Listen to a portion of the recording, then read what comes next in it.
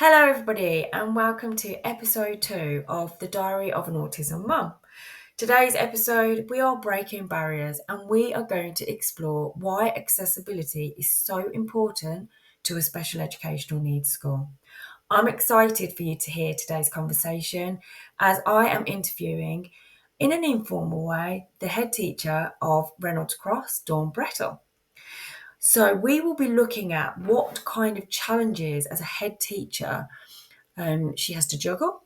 We'll be looking at how the school needs funds and, in particular, the accessible footpath that I am trying to raise vital funds for. So, a quick update. Marathon training is going well. It's been a deload week, so the volume of running has decreased slightly for an increase next week, but I've enjoyed it. I've enjoyed the running. And I want to say a massive thank you to everybody that's donated, because my funding page since the episode 1 has literally blew up and it's almost doubled.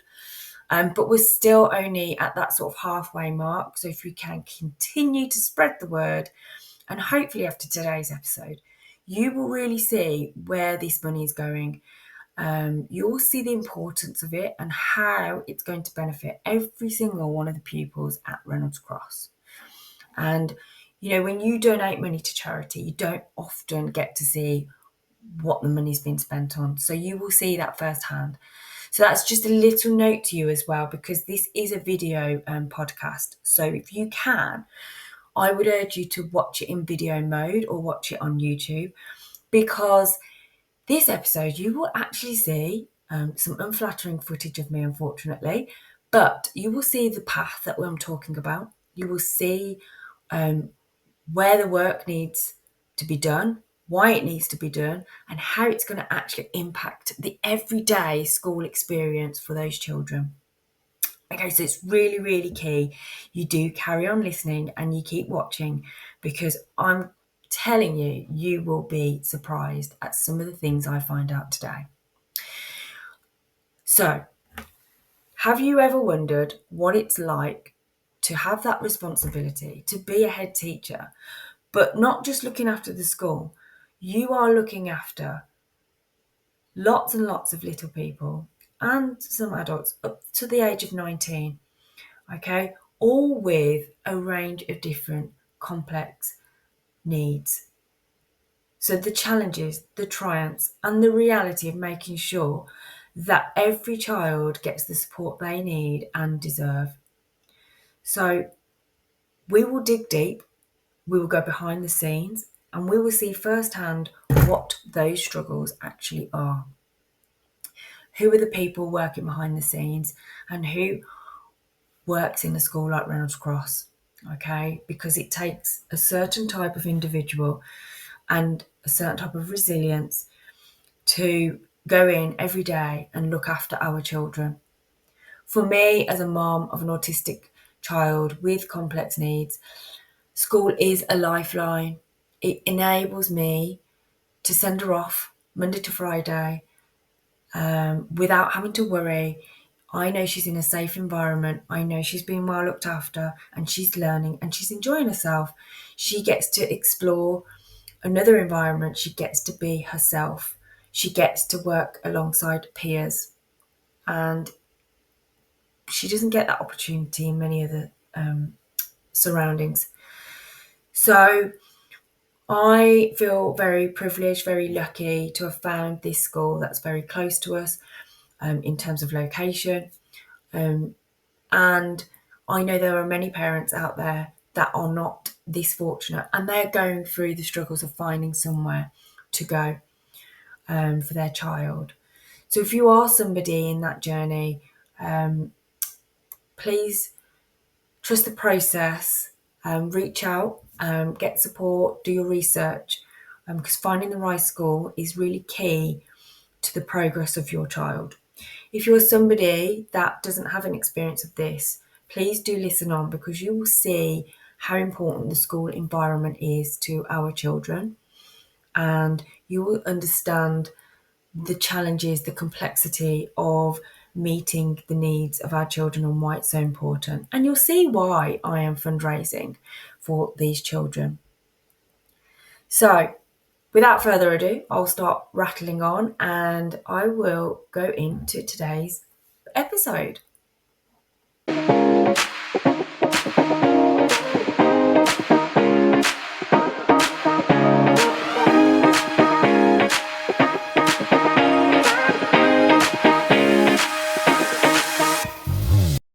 Welcome, Dawn Brettle.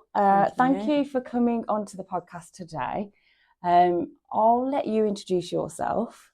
So just tell us a bit about your role at the school and maybe how long you've been here, etc. Thank you. You are a natural at this. I'm finding this one of the most nerve-wracking things I've ever done. So listening to your previous podcast, I said to you, I think we're going to go for the unpolished look as well. And actually, when I was thinking about what questions you were going to ask me, this was probably the most difficult one. Who am I and what do I do? But the most important one. So what do I do? So firstly, I'm the head teacher at Reynolds Cross. I have been here since 2017. Joined as deputy initially and then took on the role as head teacher, and I've been here for a number of years now. And it is a wonderful job. It's hard, but it is a wonderful job. We've seen over the past many years a lot of changes not just within our school, but within SEND. Like many special schools, they are growing and they're growing at a massive capacity. So I think when I started and when the building was given to the council as a special school, I think somebody said there were about 20 pupils. Wow. And how many are there now? Now we've got 150 pupils. But interestingly, on a weekly basis, I have to sit with my office manager and go through consultations. So consultations are where all local authorities can send pupils EHCP over to me to see if we can then provide a place. But obviously 150 within a relatively small building, we do struggle on capacity like all special schools really. So we have grown substantially as well. So we've now got 2 sites where we used to just have one. Yeah. So it's changed, and it's changed, as the years have gone on really. And I think we've changed in complexities as well, really, of the pupils that we now have. We're growing and understanding a lot more. So just to touch on that, what kind of complexities, what kind of disabilities would the students that come here have? So our designation, so there's several designations. So within Solihull, there's MLD and SLD schools. So MLD is moderate learning difficulty. SLD is what we are, which is classified as severe learning difficulties. Yeah. So within our pupils, we have a range of needs really. So we have complex autism. We have pupils with Down syndrome, we have pupils with life-limiting conditions, we have pupils with some of the rarest conditions in the world. So we don't have just one type of need, we have a variety of different needs, and it's making sure that we continue to meet those needs really. Yeah. So just to sort of clarify things, my daughter Sienna has complex autism. And then other pupils will have a range of disabilities. Some are life-limiting, physical, and then you've got things like Down syndrome. But every need is very different, and every pupil, you call them pupils, that come to Reynolds Cross will have to have an EHCP, which is an education healthcare plan, which documents everything that they would need as a pupil to access education. So in old terms, this would be like a statement. Yeah. That's how we kind of knew it, because we're obviously a lot older. So it's really challenging. It's growing. Hugely challenging. You're saying we're at 150 in a relatively small site, but the needs are getting bigger and bigger, but the money and the funding is probably not. No, and to put it into perspective, interestingly, I've had, just in the autumn term, over 150 consults. So if I'd said yes to all 150 of people wanting to come into the school, that is another school in itself. And that's ridiculous. I mean, we're sort of making it out like it's all your decision. It's obviously not. But the challenge is obviously there are not many other schools in the borough to go out to. So as a parent, you're very limited. We've come back after half term. I've had a tricky week, to say the very least. So I was very happy when Monday came. When Monday came along. To sort of say, welcome back. But kind of, can you tell us about what it's like when the children do come back into school? Yeah. After sort of a week's holiday.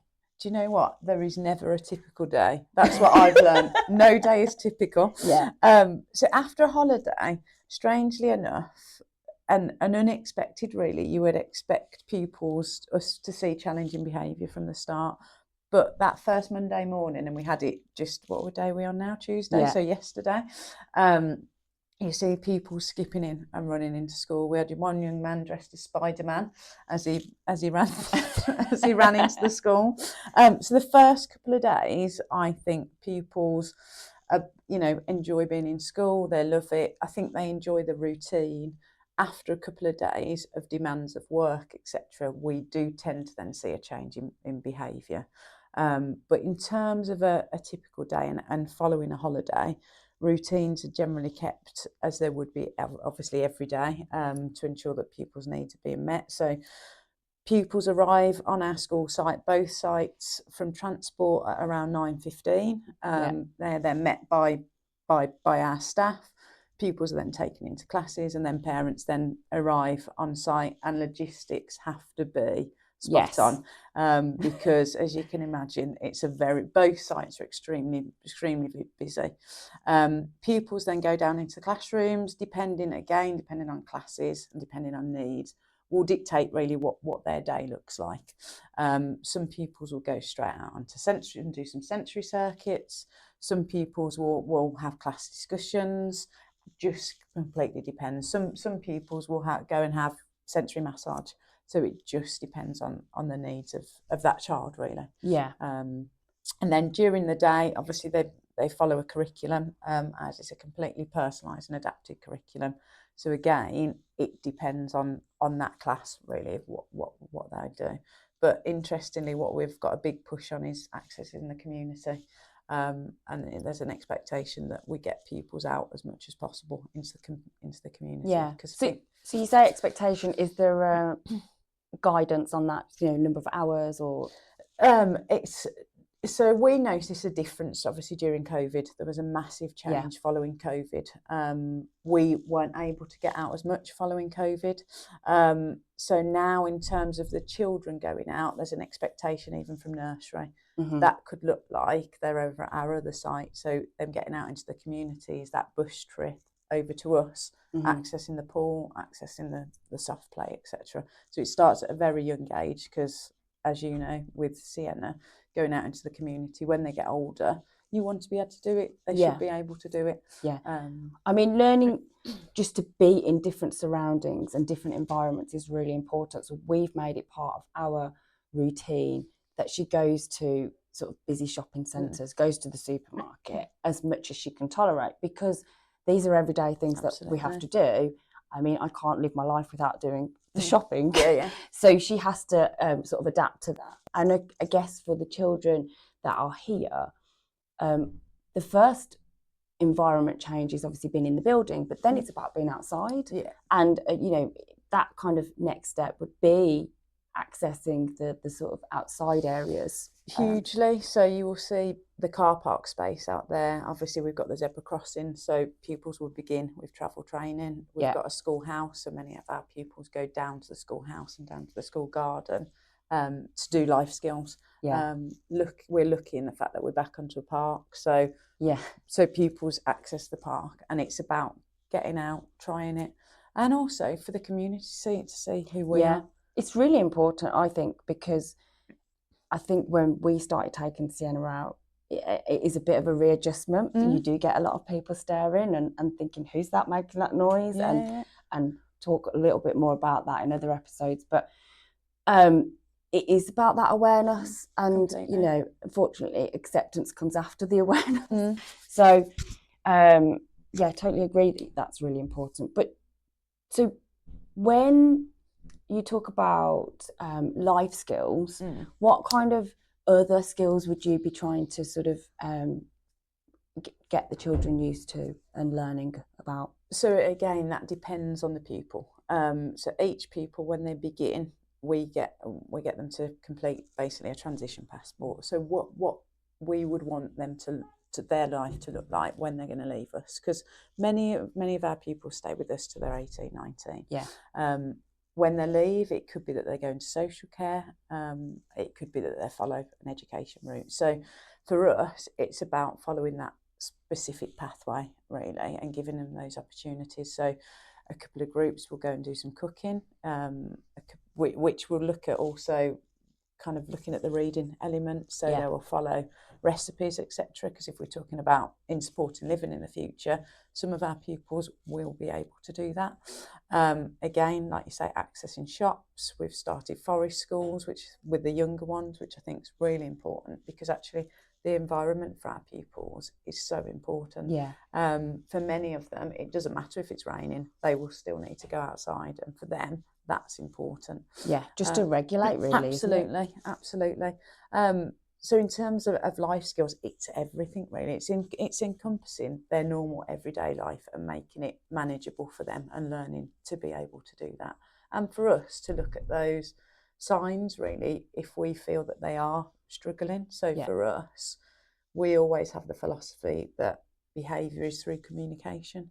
So that if they're not happy, that's their way of communicating. And we do see challenging behaviour within our school, but that's their way of communicating that if they're not happy. Yeah. And obviously we put in strategies in place and communication aids to support that, to try and lessen that amount of behaviour that we experience. So just off the back of that, what kind of percentage-wise would you say of the students have like communication problems in terms of not being able to speak? So that's a really good question. I think we're on about 70% of our pupils are non-verbal. Yeah, so that's a really high high number, percentage, isn't it? Yeah. So they can some can verbalise keywords. Yeah. Some can't verbalise at all, and will make sounds. Make sounds, signs, and use other kind of communication tools. So also you touched on challenging behaviour, which is something that I think as a parent I've experienced quite a lot of. But what can you give some examples of those challenging behaviours? Yeah, absolutely. And I think this is one key area where we've completely changed that mindset, or are trying to change that mindset of people really, that actually that behaviour, they're telling us something. You know, we do have pupils that will pinch, scratch, bite.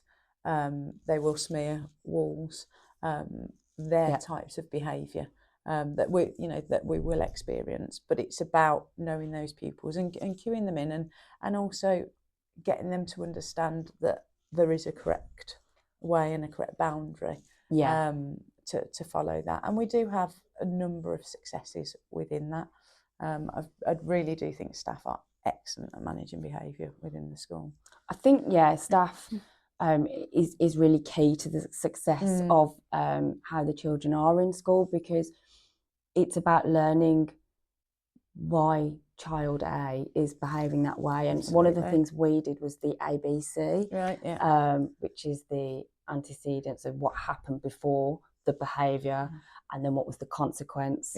So there's so many different things that you can look at, and obviously if the same staff member is working with that child, they learn the patterns, and then it's when you can start to say this situation, this environment is going to cause X behaviour. Yeah, and it's about analysing that as well, because there might be something on a certain day, there might be a certain trigger, there might be a certain person, there might be somebody wearing a certain perfume.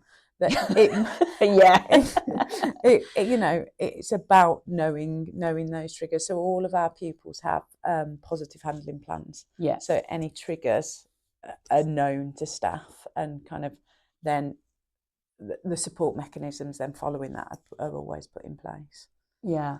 And so, I mean, as staff are so key, what do you have a challenge there with staff? And I would say staffing is not them as people. No, definitely not them as people. Staffing, and I think probably most schools would say the same. Staffing is a huge kind of concern, really. Obviously, working within a special school, it's not an easy job, and it takes a certain specific person. It does. I often think I couldn't have 10 Siennas because I would lose the will to live. Well, the resilience that our staff have to have is incredible. Yeah. And I think that's key, really. And luckily, we are lucky in the fact that staff generally love being here, and they do it for the pupils, and you can see that, and you can feel it when you move around school. You know, they do think of them as their own. Yeah, and I think when you are looking for a school, or you know, if you're in this position, just walking around, you get that sense of feeling. We looked around a few schools, and you know, it's not the newest building with the It's flashes. certainly not the newest building. But you do get a sense of, I can see my child here, and then on the opposite, you can go, I don't see Sienna here, you know, and we had that with the other school. So I think it's really important, but just from my experience with staff, it's been quite hard when staff aren't consistent, you know, and there are a number of reasons. Like you said, you've got to be resilient, it's got to be the right fit. Yeah, completely. You can't go into it with thinking, oh, this is just, I'll get paid more in this job than that job. Because even just things like when they're not there one day, because they're sick, obviously sickness happens, but it can just throw the class completely. You know, if then suddenly a new teaching assistant has to come in, it's really hard for some of those pupils to adapt. So we've talked a lot about challenging behaviours. Now, one of the things obviously is going outside and playing, and just kind of getting that fresh air. I know with Sienna, often she will ask for breaks, and she will communicate that she needs a rest, and that often is going outside. What's it like for other pupils and that outside area? So I think similar. A lot of our pupils need that escapism, really, outside, need to kind of have those senses met. Yeah. So a lot of our pupils will ask to go outside, and actually that's really positive, and that's what we want, because if they didn't, we would then see those behaviours escalate. So what our outside looks like. So as you mentioned, our building is not the newest. Our outside space is also not the newest. So our outdoor space, obviously, we've got a tarmac area, and we've got outside space attached to every single classroom. So all classes can just get out straight away. So there's canopy area, so we can do some outside learning as well. Yeah. Within that playground area, we have swings, slides, etc. But again, they have to be regularly assessed, basically, for safety. So it's about the upkeep rate, basically, of all your playground equipment. Also out there, there's sensory tuff trays, lots of different sensory equipment. And we've also got, which is new as of half term, we've also got a new quadded area, which now enables all the wheelchair users within the quad to be able to use it, and it's given everybody else a bit more space, because we have a lunchtime, what we're finding with pupils with pica. So for anybody that doesn't know what pica is, that children will literally eat anything. So anything is edible. So our main playground, it's tarmac, it's grit. We would find they would be eating the grit out there, and we can't have that. So we now have Pica Club of a lunchtime, so they can now go and access the quadded area. There's nothing there then that they can eat, basically. And then they have their books out there. They have, you know, whatever they want out there that they feel is needed, really. And then added to that, we have a wonderful field. So unfortunately, we cannot access the field. So it's basically there just as a lovely sightseeing bit of grass, or large area bit of grass. But we can take a look out, really, and see. No, that'd be brilliant. And that's the area that obviously I'm trying to fundraise for the London Marathon. So the idea is obviously to build a pathway that will then enable all pupils to access it. Because so it's not just sort of ones that might have mobility problems accessing it. It's not It's all accessible pupils. at all. No, not at all. So we're how the school kind of sits is we're on a slope. Yeah. And the drainage system isn't big enough to cope with the amount of rainwater we have. So what happens is the grass runs down then into the rest of the playground. But it's interesting because the field has always kind of been why don't we use a field? We need to use that field. However, only by using the field and seeing how inaccessible it is, it's kind of been like, well, we need to do this is a great space. We could do forest schools up there. We could have an accessible path so pupils could cycle around, have a cycle track. That'd be brilliant. They could have a running track. Yeah. Just get them outside where they love being. Yeah. And we could have different elements to different areas on there. And it also means that things like in the summer, there's certain classes that go up there to do rounders. However, not all classes can go up there, not all pupils can go up there, and it's just not fair that only certain people can access. Absolutely. And I think as well, just because of the number of pupils you've got here, having that extra bit of space just means the children get more space outside. Yes. I mean, how many sort of in the school day, how many hours or minutes would the kids sort of typically spend outside? That's a really good question, and again, that's completely dependent, I would say, on each pupil. So if we took an example of a pupil with complex autism in one of those classes, I would say they would probably want to access. They would probably do 10 minutes of learning, then they would need to access the outdoor space, or they would need to go on a trampoline. Yeah. And then come back in to return to learning. So it's a constant use. It's throughout the day, yeah. Okay, yeah. And of a lunchtime, so lower school, how we do it is have to split the lunches because of obviously the size of the school. And that's talking just at this main site, obviously. We've got the other site to consider as well. But so each pupil will have 45 minutes over lunch outside. Yeah. So that's a large time of the day. It's a large time of the day, yeah. And so just as a quick, you've mentioned classes there. How are the classes grouped? So we do it very differently to most schools, I would say, probably similar to some special schools. So we just purely base it on our classes on need within a key stage. So we try and keep pupils within the key stage. Okay. However, they're in on need. So you might get a child a couple of years older than another child in there, but it just means then that all needs within that class. And we could pop down and go and meet one of the PMLD classes, and you can see the varying ages within that class. Really. Yeah, no, I think that'd be brilliant to have a sort of insight into what that looks like. So this area is where the pupils will come out. Yeah. So over lunchtime, upper school pupils come out of this door and then basically follow that path onto the playground. As you can see, it's quite waterlogged. Yeah. It's not rained today, so we're actually able to access it. However, most of the time, this is obviously just completely mud and waterlogged. And I imagine, just knowing what Sienna's like, she'd be trying to access this water and picking up God knows what off the floor. You've got it. And that would be a nightmare. And then straight in their mouths. Yeah, you've got it. And then once you've managed to do the path with kind of evading all the mud, you're then onto the playground. Okay. And then obviously the pupils then are able to access all the playground activities.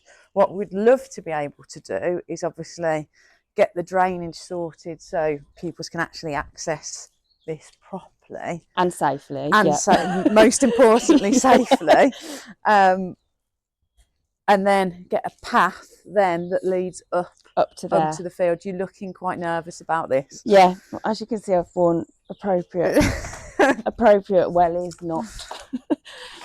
So at the moment, pupils don't access it. Yeah. I can go. Are you happy to? Yeah, that's okay. Don't worry. It'll be an excuse to buy new ones. So already you can see we would not be able to get the wheelchair No, up absolutely. here. But this would be challenging for it's quite sensory overload, isn't it? Trying to get up the hill, Absolutely. and especially if you've got wind. I mean, today is a really nice day. So obviously coming up here. So this is all, they can't really play up here at all. No. So the idea, if we've got the path, that would then open up this whole area. Yeah. So we could obviously, we would just be able to make use of it Yeah. rather than it kind And of. all that space is it's just wasted. Yeah. So pupils, so we could go again. We'll climb the embankment. But how the idea came about was, so each year we started what we call a Rennie Run. Yes, so I took part in that. Did you? Excellent. Not in the same footwear at this time of year. No, it was in the summer. So it's the pupils and parents and staff, so everybody comes together once a year to celebrate us really and celebrate the pupils. So everybody does a lap of the field and then goes back onto the playground. Only when we say everybody, it's not everybody. It's not everybody.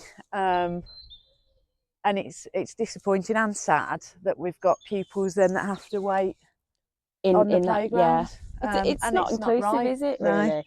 And so just because of this space, you could have a cycle path, you said, a run track, and that. So those 10-minute breaks in between the lessons, it just means they've got more activities that they can do. You know, they're not just restricted to one activity, one area, which then they can become quite frustrated with. Because as much as they like routine, some of these pupils, a bit of variety is also really good, isn't it? And that spontaneous kind of, let's go and do this today, or for now, after lunch, and so on.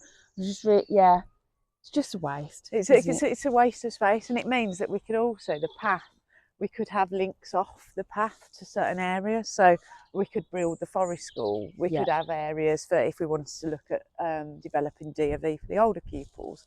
There's just so many options that all pupils will be able to access. And it's those life skills that they're actually accessing, because it just means they don't have to go on the minibus and go to another place and waste that 20-30 minutes. They can actually do it here on site, but still learning something new. That's brilliant. And I'm glad it's not rained. Well, it also means as well for PE lessons, they can use the field.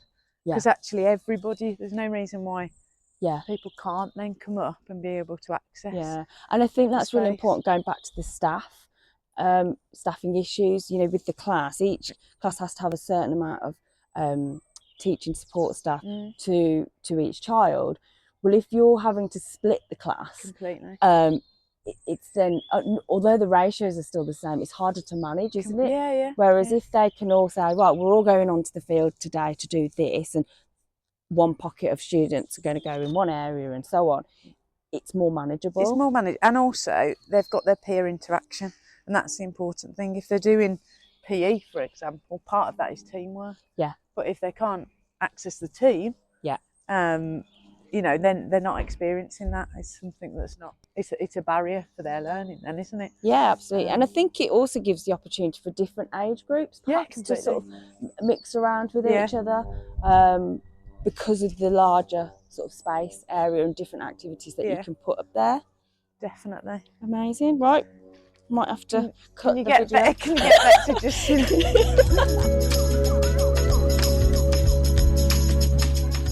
Wow, that was quite insightful. So have your feet dried? Yeah, literally just, and but they're still covered in mud. So I'm sure that's a note to get some new ones.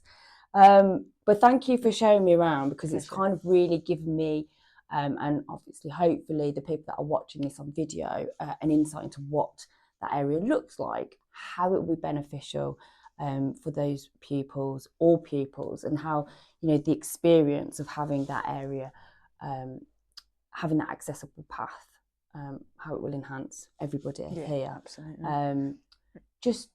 I mean, I'm trying to raise £2,000. We're not there yet, guys. So there is still quite a way to go. But just in terms of, I know that's not even going to touch the surface with this accessible path, but can you just kind of put into context how much it's going to cost to get that work done for it to be accessible? Yeah, and you're sitting comfortably. Do I need a drink? You might need a drink. So we've had various quotes, and they're coming in at £60,000. Right. So I only No need to do pressure. another 30 marathons. No pressure. So, and that's to sort of get it all to how you Yeah, want it. yeah, And that's not even loads of like No, things. that's the drainage, and then the path is £60,000. Wow. Yeah. Okay. So that is a lot of money. Yeah. Okay. And obviously there's lots of things going on. We're trying to do fundraising. I'm sure, you know, there's elements, but how far away, if let's say, do you think that is possible to have it ready for pupils? You've got to always have kind of that trust, or the trust and kind of thirst and belief that it's going to happen. Otherwise, yeah, there's no point really. So how far are we? We will continue to fundraise. We'll continue to strive to fundraise. I know you're doing obviously the fundraising for the marathon. We've been out to several other charities to see if they would support it. Obviously, as a school, in terms of budget, we don't get, you know, our budget. You don't get a magic. low. So you don't get a magic £60,000. We don't get. Unfortunately, we don't get anywhere near a magic £60,000. No. And to put it into context, we've just had to repair the pool because, as you will have experienced, Yeah, many no of our swimming other for the last month. Yeah, and that has a massive impact. And I think we've just had to pay £6,000 on a part for the pool to get On that one up and part. on one part to get that up and running. So obviously there's lots of different factors. When you've got an old building, things always are in constant need of repair. Bills are always going up. Obviously, staffing costs are our highest within the budget. Yeah. So we don't have that income or that cash really to support things like when things go wrong. Yeah, and for things like your accessible path. You know, they're the things that get missed because actually you have to do the necessities. So we have to have the roof repaired, you know, and the swimming pool, because that's important for our children. We have to make sure that we've got staff and the right number of staff within the classes, because that's something that, you know, we're not going to, you know, give up on, because staffing is such a valuable asset. Well, and legally you have to have, I guess, a certain number of people in the classroom. Yeah, I suppose we're quite lucky in the fact that for many of our pupils, we ensure that there's a high ratio of staff there, but we fund the cost of that. Yeah. Just, I mean, I'm not sure of how much information you can give on this, but in terms of, say, this being an SEN school versus a mainstream school, which is your typical normal school, what would the budgets be similar? No, there would be different, but just to put it into context, so special schools have base funding, so a pupil brings in a certain amount of funding, and I don't think that's changed since 2009. Okay. I vaguely remember something like that with the EHCP. Okay. That there's a sort of a certain amount of money for a pupil, and that is attached to that pupil. Yeah. Okay. But that's really for that pupil to access education. Yeah. That wouldn't necessarily mean, oh, well, we've got this many pupils, we've got this much money, we can go and get the new roof and we can go. No. So obviously the total amount of pupils you got, each pupil will bring in similar or different amounts in some respects, just dependent on their need. So that goes into one pot. That pot then has to then be used and divvied up, so that's going to pay your staffing. I think our staffing costs are probably 94% of our total budget. Wow. So you have 6%, roughly speaking, to spend on everything else in the school. Which is then your gas, electric, the running of the pool, any repairs. So when it comes to things like the accessible path, we can't physically do it out of the budget. So that's why we're having to now look at different ways of fundraising. And I mean, something that that I was thinking about when it comes to fundraising in this school, you know, a lot of schools could go, well, let's just have a non-uniform day and every child brings in £1. Okay, that would bring in for a secondary school, probably around Oh, lots of £1,000, money, yeah. right? This school only has 150 pupils. So even if we're really generous, we'll obviously send in the pound, but that's still only £150. Yeah. £2, £300. I mean, I can't do much more maths, so we'll leave it at that. But that doesn't make a very lot of money, does it? And so that's why we're having to look at different avenues now. That's why they forced me to do the London Marathon. Not really. I've taken it on board myself. So we do have to be innovative and think of ways. And, again, 150 pupils means there's only 150 sets of parents and or carers. So there's not that many people in the sort of community, it's quite a small pool, to go out there and think of new ways to raise money. Even if you put on an event, there's only so many parents and pupils that are going to access that event. It's very difficult. I know Valentine's Day's just been on and there was a disco. We did do a disco. I didn't do it because won't go down that route. Dancing's not my thing. But it's not for everybody, is it? No. So you're not going to get the take-up that you would if it was a typical mainstream school. So again, it's just really challenging to think of ways that we can raise that volume of money that's really, really needed in this school to make it fit for purpose. Yeah. And that's all it is. It's just making it fit for purpose, not making it all singing or dancing, although we'd love to. So if there are any charities, foundations, any rich people that want to donate, please, please send it our way. But there's a high need, isn't there? Yeah, hugely. We just want to make everybody's lived experience the best it can be, because we've got people with life limited conditions, and actually we need to know, however long that they're going to be here, that time is the best that they could receive. It's precious.